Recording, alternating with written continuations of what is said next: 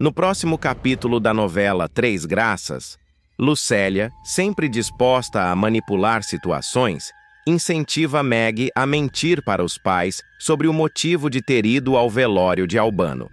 No entanto, o plano não sai como esperado. Casper e João Rubens, ao saberem da presença da filha no funeral, se mostram orgulhosos, afirmando que ela agiu com empatia e maturidade. Lucélia, sem saber o que responder, disfarça o desconforto ao ver o carinho entre pai e filha, percebendo que perdeu o controle da situação. Antes de continuar, clique no botão de gostei, se inscreva no canal e comente de qual cidade você assiste a novela. Enquanto isso, Joelle segue atormentada pela proposta de Raul. Ele quer que fujam juntos, mas o medo e a gravidez pesam em sua decisão. Kellen percebe o conflito da amiga e tenta consolá-la, mas acaba sendo questionada. Joelle quer saber o que Kellen esconde sobre o passado das duas. O clima entre elas fica tenso e um silêncio incômodo se instala. Misael, por outro lado, aconselha Joaquim a se reaproximar da família antes que seja tarde demais. As palavras do amigo o fazem refletir sobre os erros do passado e o quanto o orgulho o afastou das pessoas que mais ama. Enquanto isso, Ramalho continua sua vigilância e observa Gerluce conversando com Paulinho em frente à farmácia. Ele anota tudo, pronto para entregar novas informações a Ferete. Arminda destrata Célio diante de todos, mostrando que o poder subiu a cabeça.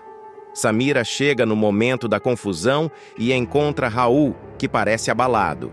Pressionado, ele revela sobre a gravidez de Joeli e seus problemas com drogas. A revelação choca Samira, que promete ajudá-lo a se livrar da influência de Ferete. Raul, no entanto, já assinara os documentos que Ferete lhe entregou, sem perceber que, com isso, Arminda passará a administrar o dinheiro do filho. Enquanto o vilão celebra, descobre que Gerluce é próxima de Viviane e ordena a Leonardo que a vigie de perto. Gerluce, alertada por Josefa, esconde as cópias das chaves da mansão e, tomada pela curiosidade, usa uma delas para abrir o cômodo onde está a escultura das Três Graças, sem imaginar que Arminda pode surgir a qualquer momento. Bagdá arma um confronto de cortar o fôlego e quem paga o preço é Arminda. Sim, a Dona Cobra, a rainha das humilhações, vai provar do próprio veneno.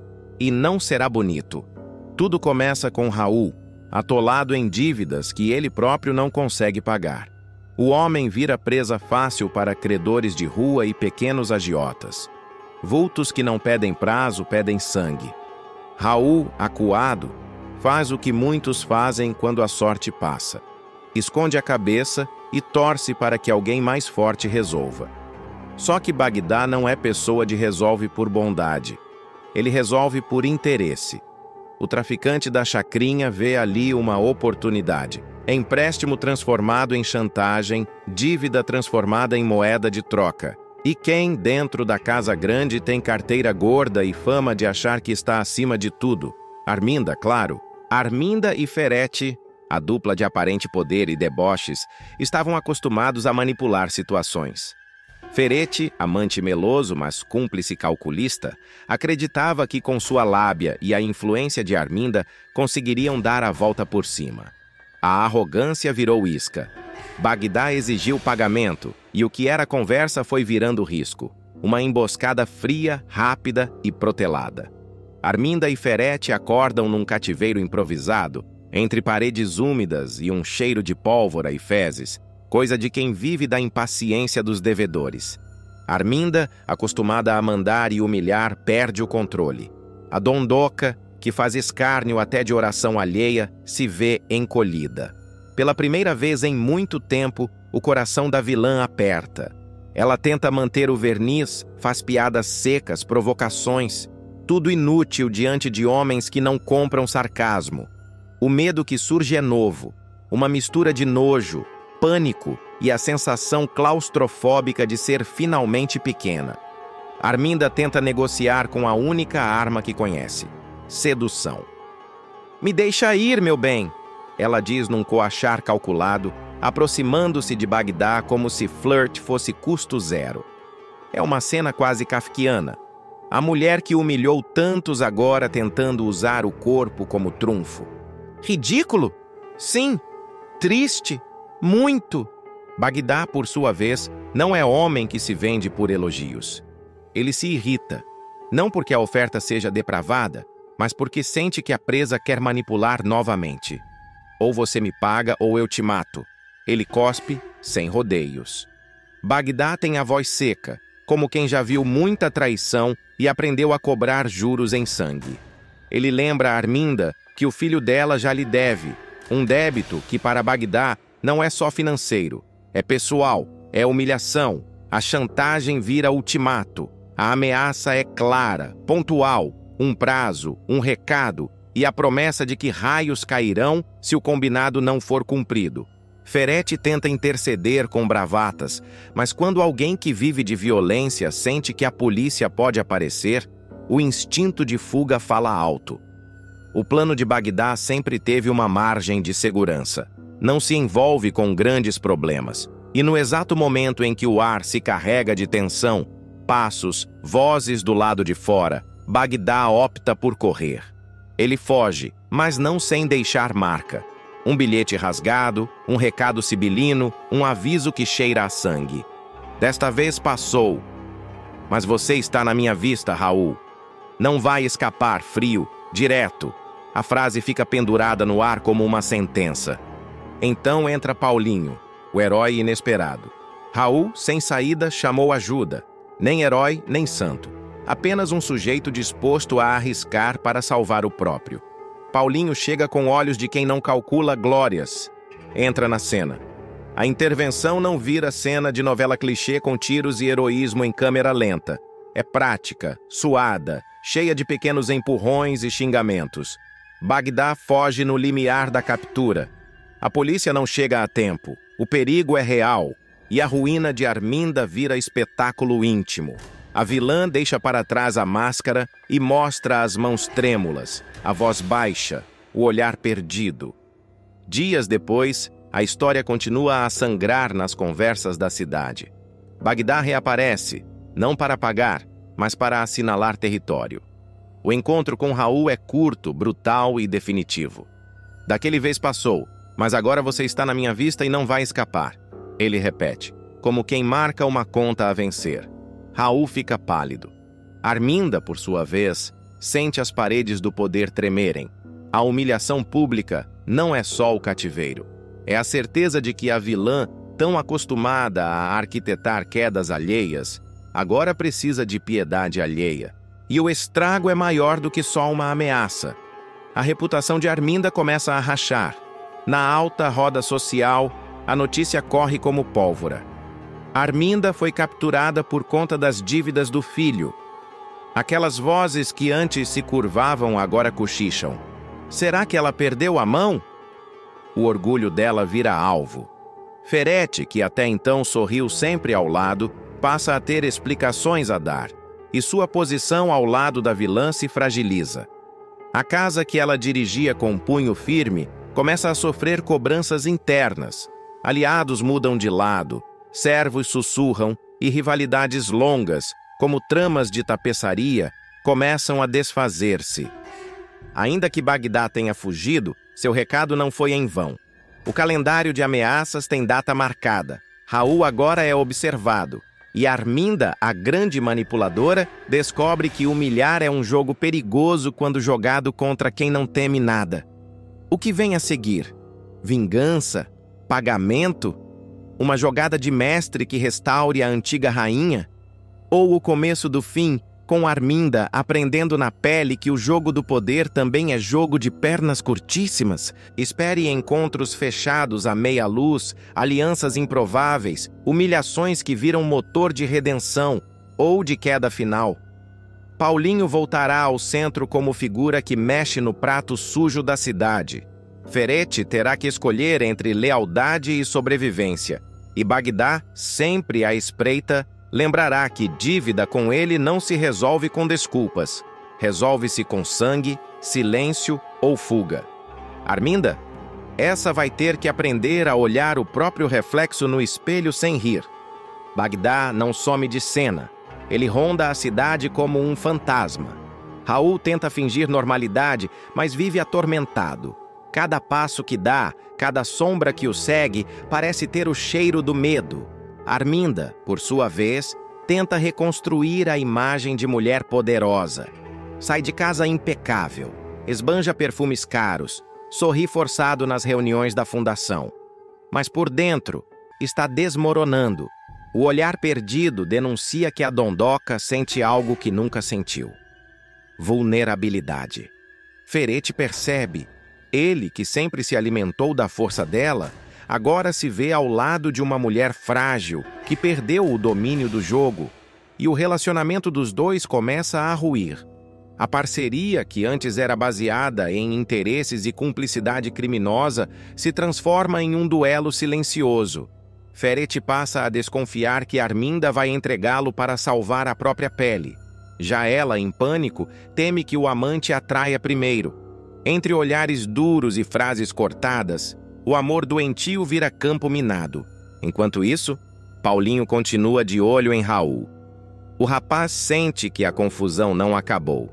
Ele volta à chacrinha para tentar arrancar de Bagdá alguma confissão, mas o traficante é esperto, ri da cara dele e diz apenas: "Um dia a conta chega, moleque. Para todos vocês é um aviso. Paulinho entende que o perigo ainda está à espreita, e está certo. Observa cada passo, pronto para agir." Arminda corta o salário de Gerluce por atraso e a humilha. O público vai testemunhar mais uma demonstração de crueldade de Arminda, que não mede esforços para humilhar quem ousa contrariá-la.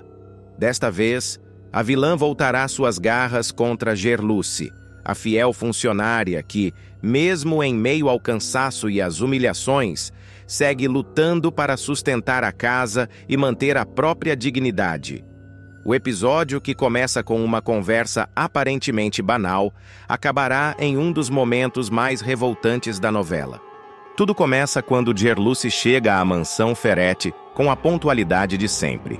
São 11h58 da manhã, e ela atravessa o portão de ferro com o avental dobrado nos braços e o olhar cansado, mas firme.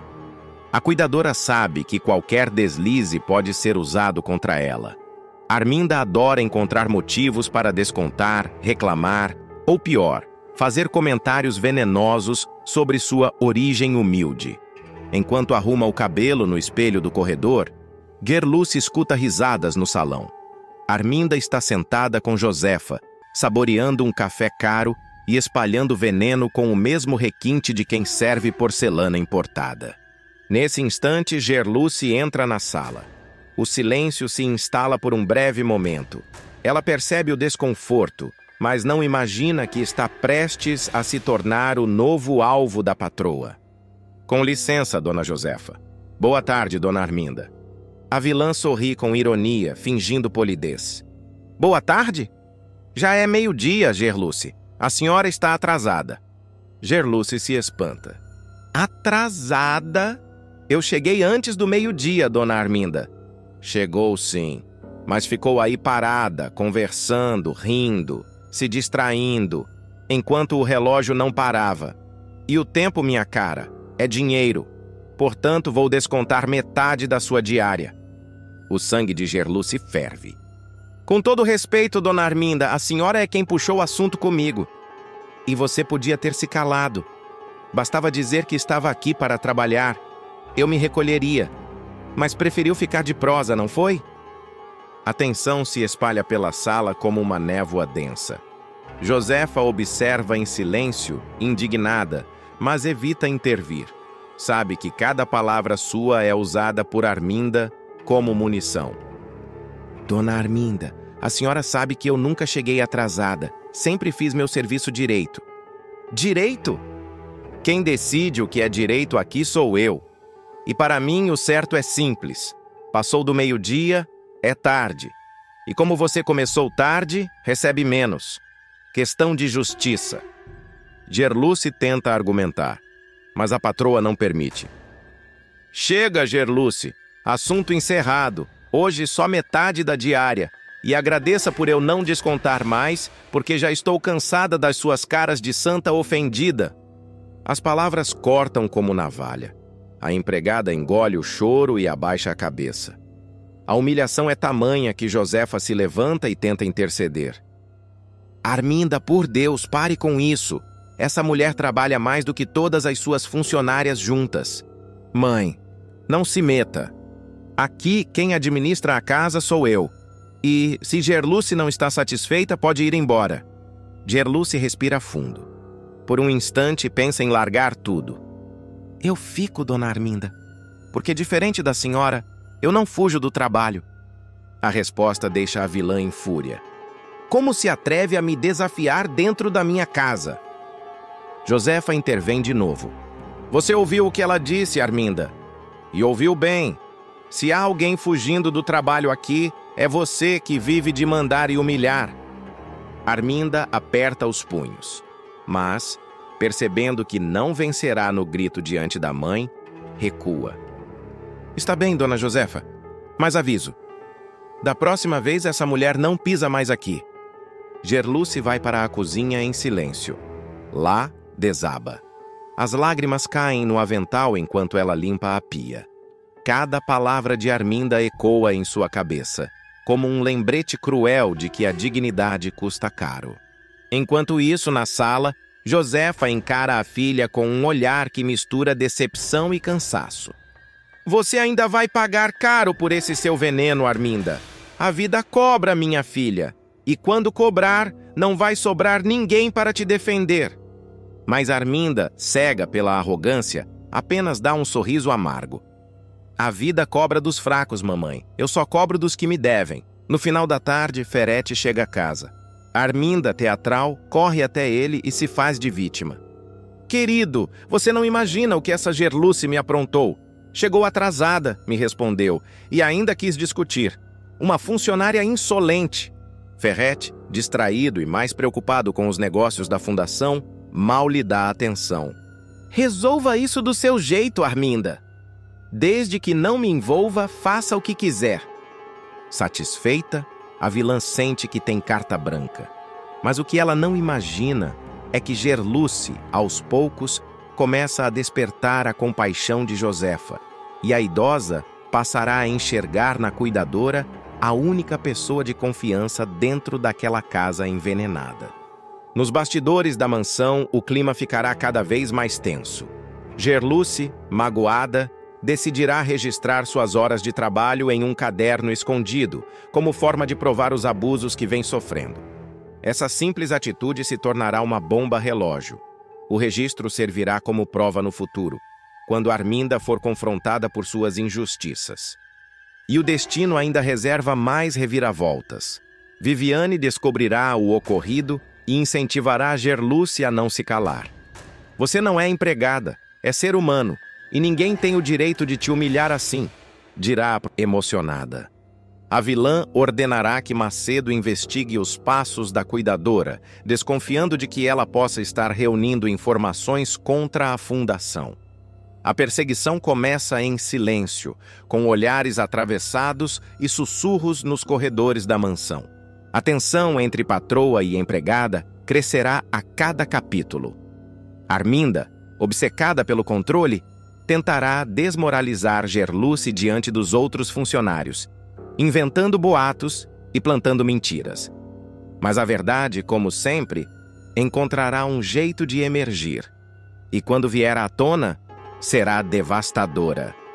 Nos próximos capítulos, o público verá Josefa tomar uma atitude inédita. Ela decidirá recontratar Gerluce por conta própria, desafiando a própria filha. Será o início de uma guerra fria dentro da mansão, onde o poder e a moral se enfrentarão em silêncio, e onde cada palavra, cada olhar e cada ato de humilhação se tornará uma arma carregada.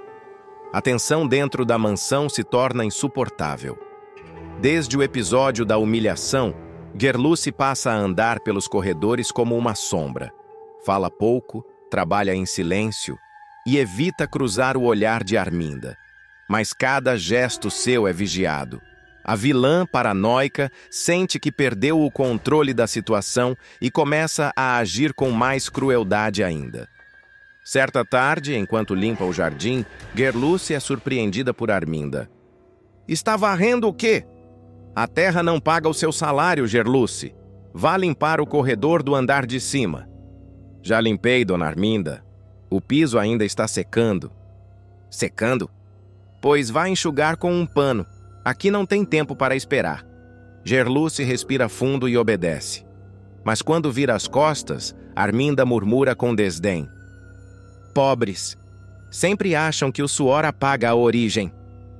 No dia seguinte, Viviane aparece na mansão para falar com Josefa sobre a fundação, mas acaba ouvindo parte da discussão entre mãe e filha. Josefa, cansada das grosserias, explode. Você transformou esta casa num inferno, Arminda. Ninguém mais aguenta viver sob o seu comando. Viviane, ao ver Gerluce chorando na varanda, se aproxima e pergunta o que está acontecendo. A cuidadora hesita, mas decide falar. Conta tudo. As humilhações, os descontos, as ameaças veladas.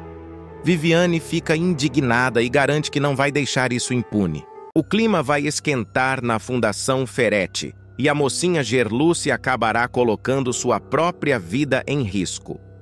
Movida pela curiosidade e pela crescente desconfiança de que há algo muito errado com os remédios distribuídos para a comunidade, ela resolverá investigar por conta própria, e o resultado será devastador. A descoberta que poderia salvar dezenas de vidas quase custará a dela. Tudo começará depois que Gerluce, preocupada com o estado de Josefa, decidirá voltar discretamente para verificar se está tudo bem, mas acabará testemunhando algo muito maior do que imaginava. Atrás da porta entreaberta, ela ouvirá cada palavra, e sua vida nunca mais será a mesma. Do outro lado da sala, Ferretti estará impaciente. Essa velha está se tornando um problema, Arminda. Se ela abrir a boca, acaba com a gente, dirá ele, tomando um copo de uísque. Arminda responderá nervosa. Ela é minha mãe, Ferretti. Eu não posso simplesmente deixá-la definhar. Mas o empresário, frio e calculista, cortará. Pode sim, é simples. Corta os remédios dela. Assim ela piora rápido, fica senil, vira um vegetal, uma cenoura, um repolho, o que quiser chamar. Gerluce ficará em choque, contendo o fôlego. Arminda tentará argumentar, dizendo que a mãe não aceitaria ser privada dos remédios, mas Ferretti será ainda mais perverso. Então troca os remédios verdadeiros pelos falsos da fundação. Não é isso que a gente faz com o resto desses doentes idiotas? As palavras ecoarão como uma sentença. Gerluce, atônita, levará a mão à boca para não gritar. Ela entenderá, enfim, que os remédios distribuídos pela Fundação Ferretti não passam de placebos, pílulas sem efeito algum, usadas para enganar o povo humilde da chacrinha. Tentando sair dali antes que percebam sua presença, Gerluce dará um passo em falso. O salto de sua sandália enganchará em um tapete e ela tropeçará, derrubando um vaso de cristal que se espatifará no chão com um estrondo. O som ecoará pela sala como um alarme de desgraça. Ferretti e Arminda se entreolharão em pânico. "Tem alguém aí?" gritará ele, indo em direção à porta.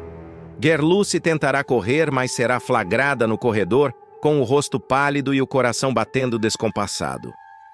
Eu só vim ver se a dona Josefa estava bem", balbuciará a moça, tremendo. Arminda, furiosa, tentará conter o nervosismo. "O que você ouviu, Gerluce?" "O que exatamente você escutou?" questionará. Gerluce mentirá desesperada. "Nada.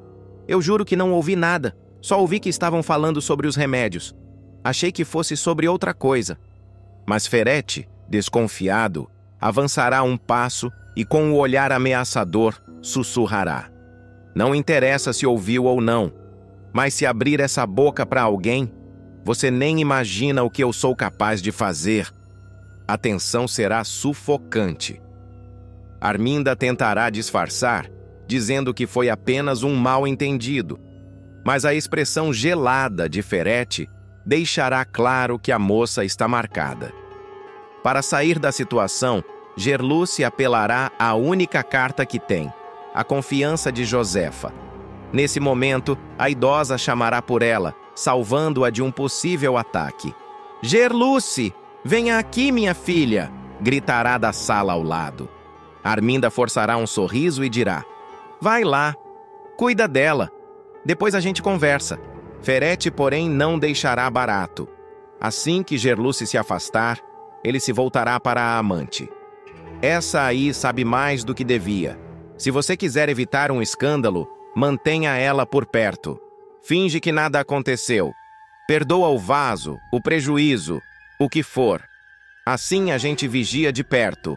Arminda, assustada, assentirá. Você acha que ela vai falar? Perguntará. E Ferete, com o tom de quem dita o destino. Não agora, mas um erro, uma palavra errada. E eu mesmo dou um jeito. Nos dias seguintes, Gerluce viverá sob tensão. Cada vez que cruzar com Ferete pelos corredores da fundação, sentirá o coração apertar.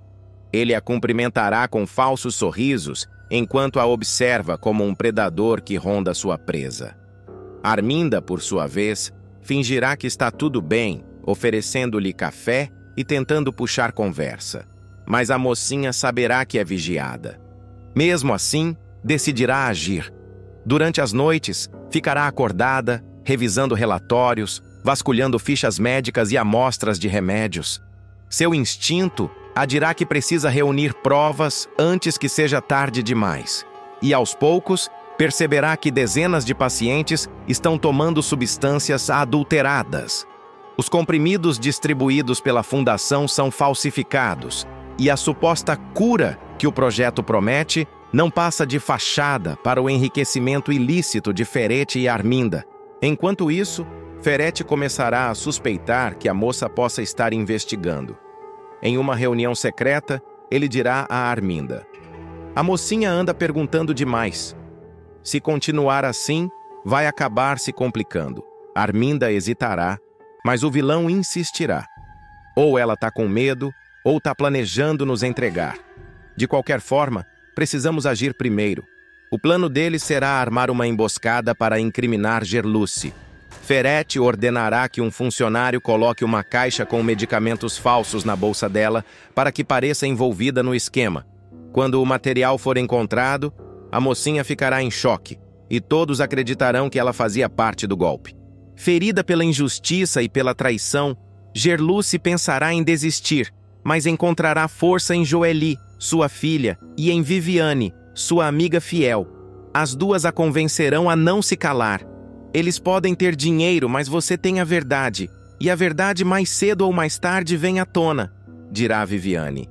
Determinada, Gerluce decidirá enfrentar os poderosos. Ela começará a gravar conversas escondidas, fingirá estar arrependida e se aproximará novamente de Arminda para arrancar confissões. Mas Ferete, sempre atento, perceberá algo estranho. Aquela mulher está tramando alguma coisa, comentará com Arminda, já tramando outro golpe. Em um dos capítulos mais intensos, Gerluce será surpreendida ao chegar em casa. Alguém terá vasculhado suas coisas. Em cima da mesa, uma mensagem escrita com batom vermelho. Fique quieta, ou sua filha será a próxima. Apavorada, ela entenderá que o inimigo está mais próximo do que imagina. A luta entre o bem e o mal na comunidade da Chacrinha atingirá seu ponto mais perigoso. E Gerluce, mesmo machucada e amedrontada, mostrará que não vai recuar. O cerco se fechará de vez. Gerluce, já exausta, tomará coragem para agir. Depois de sofrer com as ameaças e humilhações, ela entenderá que a única forma de sobreviver será enfrentar Ferete e Arminda com inteligência. Sem contar a ninguém, a moça decidirá preparar uma armadilha. Fingirá arrependimento, pedindo desculpas a Arminda por ter sido curiosa demais. O tom humilde e o olhar cansado convencerão a vilã, que acreditará ter recuperado o controle da situação. Eu quero apenas o meu trabalho de volta, dirá Gerluce, disfarçando o ódio com um sorriso. Ferete, satisfeito, aprovará o pedido, mas deixará um aviso sutil. Você volta, mas lembre-se, eu não perdoo 2 vezes. O que ele não imagina é que Gerluce já terá preparado uma cilada minuciosa. Em uma pequena caixinha escondida em sua bolsa, um gravador ficará ligado, pronto para registrar as falcatruas e ameaças que o empresário costuma fazer com total impunidade.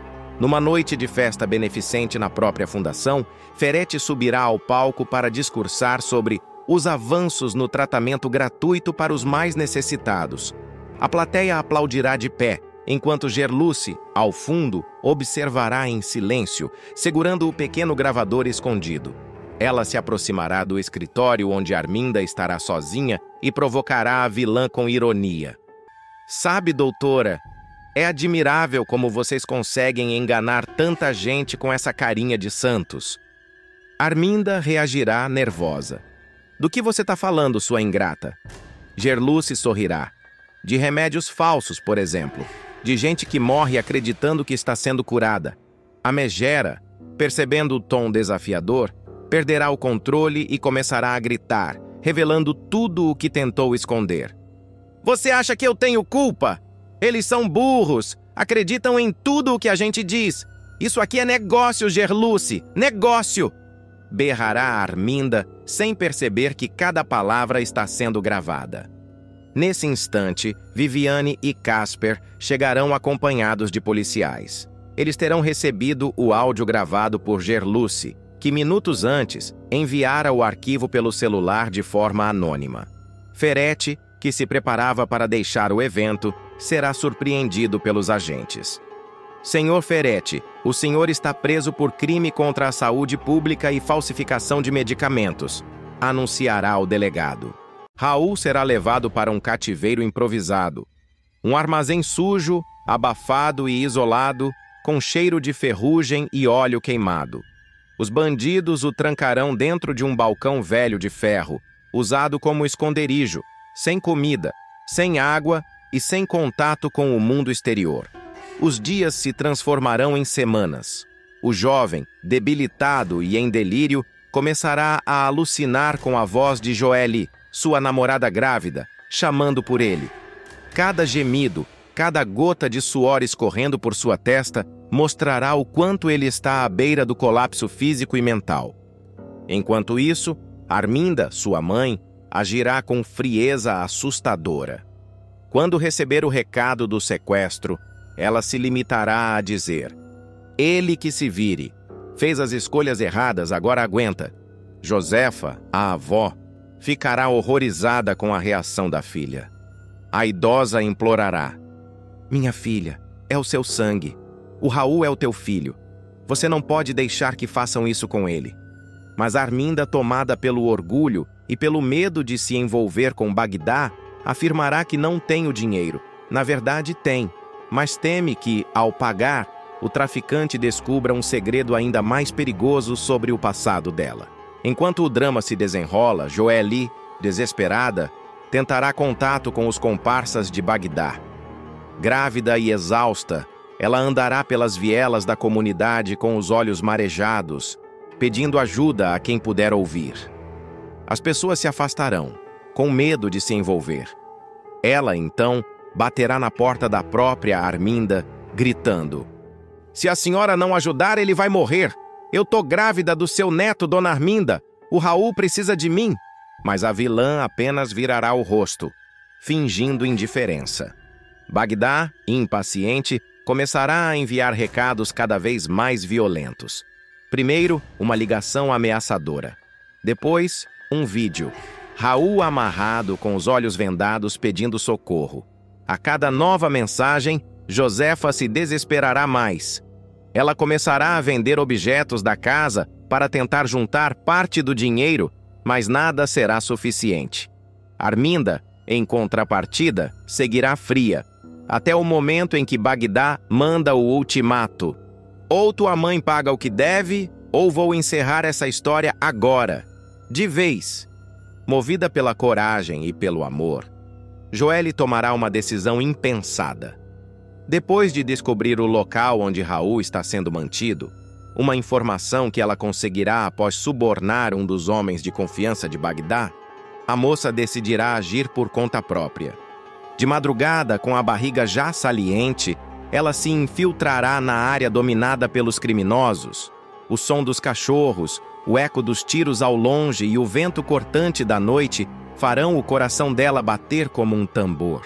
Mesmo assim, seguirá em frente. Ao encontrar o balcão onde Raul está preso, Joely arrombará a tampa com um cano de ferro e gritará: "Raul, sou eu! Eu vim te tirar daqui!" O rapaz, fraco, mal conseguirá abrir os olhos. Mas antes que possa libertá-lo completamente, Bagdá aparecerá, cercado por 2 capangas armados. Ele cruzará os braços e dirá, com um sorriso cínico: "Ora, ora, a mocinha corajosa veio resgatar o príncipe? Que cena linda! Pena que aqui não é conto de fadas." Joely, trêmula, ainda assim enfrentará o bandido. "Deixa ele ir, Bagdá. Eu sei quem é o meu pai. E sei que se você encostar um dedo no Raul, vai se arrepender." O traficante estreitará os olhos e responderá: "Ah, eu sei muito bem quem é o teu pai. E é por isso mesmo que não quero guerra. Mas lembra de uma coisa, menina. O jogo ainda não acabou. O chefão decidirá libertar Raul, mas deixará claro que não é um ato de bondade. Leva ele daqui, mas cada centavo que esse moleque me deve vai ser cobrado, com juros. E se não for com dinheiro, vai ser com sangue." Joely tentará rebater, mas Raul, ainda fraco, pedirá que ela o leve dali imediatamente. Eles fugirão tropeçando pelos becos, até que um dos homens de Bagdá atire para o alto apenas para intimidar. Quando Josefa descobrir que Joely conseguiu resgatar o neto sozinha, ela a receberá como uma heroína. Mas Arminda reagirá com raiva. "Você não tinha o direito de se meter. Esse problema é meu e do Raul." Joely, firme, responderá: "Não, dona Arminda. Agora é meu também, porque eu carrego o sangue dele dentro de mim." A tensão entre as duas será intensa. E nos próximos capítulos, segredos antigos de Arminda começarão a vir à tona, inclusive o motivo de sua recusa em negociar com Bagdá. Mesmo livre, Raul ficará traumatizado. Ele terá pesadelos constantes, ouvirá tiros imaginários e acordará suando frio. Joely tentará acalmá-lo, mas o rapaz estará paranoico. "Ele vai vir atrás de mim, Joely. O Bagdá nunca deixa uma dívida sem cobrar." Enquanto isso, Bagdá, em sua base, planejará a próxima jogada. Dirá a um de seus comparsas: "Ela acha que me enfrentou e venceu, mas quem desafia Bagdá, uma hora, paga. Todos pagam." A partir desse ponto, Três Graças mergulhará em uma nova fase de tensão, com Arminda sendo chantageada por informações do passado e Bagdá expandindo seu domínio. Joely, por sua vez, se transformará de uma jovem ingênua em uma mulher determinada, disposta a tudo para proteger o filho que carrega. O destino de Raul, agora dividido entre a culpa e o medo, cruzará novamente o caminho de Bagdá, e o público verá que o resgate foi apenas o começo de uma guerra muito maior. Uma guerra onde amor, poder e vingança se misturam em cada esquina da chacrinha. O clima de tensão atingirá o limite. Depois do resgate dramático, Raul tentará retomar a vida, mas nada voltará a ser como antes. Os traumas do cativeiro e a culpa por ter colocado todos em perigo o deixarão atormentado. Ele passará noites em claro, ouvindo barulhos imaginários, temendo que Bagdá apareça a qualquer instante para cobrar o que ficou pendente. Joely, firme e protetora, fará de tudo para ajudá-lo a se reerguer. Grávida, ela enfrentará as dores da gestação sozinha, já que Raul mal consegue lidar com a própria sobrevivência. A cada tentativa de diálogo, o rapaz se cala, mergulhado em pensamentos obscuros. O peso da dívida e a humilhação de ter sido salvo pela namorada corroem o orgulho dele. Em um desabafo com Josefa, Joely dirá: "Eu salvei o Raul, mas ele parece ter ficado preso lá dentro. O corpo tá aqui, mas a alma ainda tá naquele balcão." Enquanto isso, Bagdá continua à espreita. Apesar de ter libertado Raul, ele não esqueceu o prejuízo. O chefe do tráfico ordena que seus homens fiquem de olho em cada passo da família, especialmente em Arminda. O vilão sabe que a mulher tem segredos escondidos e está decidido a usá-los como moeda de troca. Ela pensa que pode me enrolar? Eu vou fazer essa mulher pagar o dobro. Ela e o filhinho mimado dela. Arminda, por sua vez, tenta disfarçar o pânico. A todo instante, teme que Bagdá revele o que ela esconde há anos. Uma dívida antiga que envolve lavagem de dinheiro feita em nome da própria empresa da família. O sequestro de Raul, na verdade, foi um aviso. Bagdá não queria só o dinheiro, queria lembrá-la de que o passado não foi esquecido. A tensão aumenta quando um envelope misterioso chega à mansão. Dentro, apenas uma fotografia. Raul amarrado no cativeiro, com uma frase escrita em vermelho. Ainda falta a segunda parte. Josefa entra em prantos e Arminda empalidece. Eles estão nos avisando. Isso ainda não terminou, diz ela com a voz trêmula. Enquanto isso, Raul, fragilizado, descobrirá que Joelle planeja negociar com Bagdá e, tomado pelo medo, decidirá agir sozinho. Sem avisar ninguém, ele vai até a comunidade disposto a resolver o problema com o pouco dinheiro que tem. A sequência será eletrizante. Os capangas o capturam e Bagdá o recebe com um sorriso perverso. Você voltou, garoto. Eu sabia que não ia me deixar esperando. O clima fica tenso. Raul, desesperado, tenta convencer o traficante a aceitar metade da quantia, mas Bagdá não quer saber de acordos. O criminoso parte para cima dele e uma luta intensa começa. No meio da confusão, um tiro é disparado. O barulho ecoa por toda a favela. Joelle, que estava indo ao encontro, chega correndo e encontra Raul caído, ferido, mas ainda vivo. O desespero toma conta. Ela o segura nos braços e grita por socorro. Bagdá desaparece na escuridão, deixando apenas o rastro de sangue e um aviso. A guerra começou e agora ninguém mais está a salvo. Esse será o ponto de virada da trama. A partir daí, os capítulos mergulharão em um novo ciclo de vingança, revelações e tragédias. Raul lutará pela vida. Joely enfrentará o peso das escolhas e Arminda será finalmente obrigada a pagar o preço de seus pecados. O público verá o início de uma batalha onde cada segredo revelado tem o poder de destruir uma família inteira. E no centro de tudo, Bagdá, o homem que move as sombras, continuará jogando, paciente, certo de que o verdadeiro sequestro ainda está por vir. O da própria consciência de quem ousou desafiá-lo.